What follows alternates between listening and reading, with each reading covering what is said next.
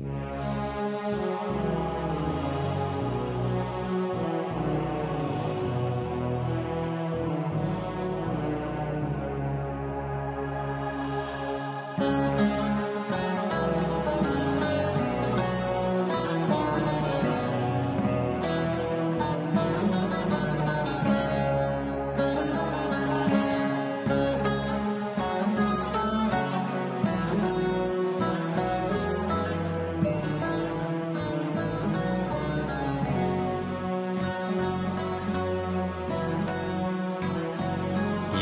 dolan ile devran sürmeyi biz ne bilek begim, böyükler bilir.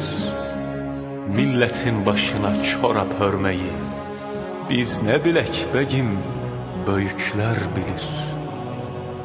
Rüşvet vermek, rüşvet almak nasıl şey, hazineden para çalmak nasıl şey, terlemeden zengin olmak nasıl şey. Biz ne bilek begim, böyükler bilir. Erken palazlanır, erken ötmeyi, değirmenler kurup baş öğütmeyi, hele meydan meydan adam gütmeyi biz ne bilek begim, böyükler bilir. Anlamayız kopya nedir, asıl ne? Perde sahne, solo, koro, fasıl ne?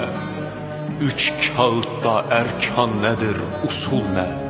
Biz ne bilek begim, böyükler bilir.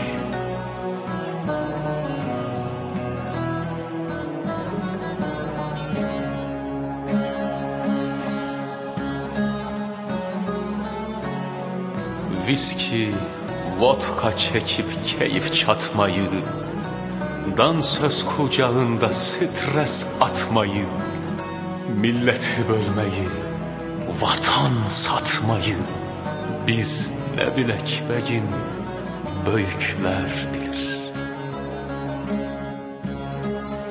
Seyrettikçe ana baba filmini, hissederiz baskısını, zulmünü, lisan süslü maskaralık ilmini biz ne bilek begim, böyükler bilir.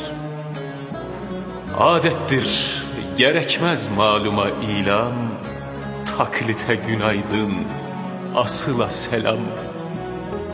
Ne hınzırlık varsa hasılı kelam, biz ne bilek begim, böyükler bilir, böyükler bilir.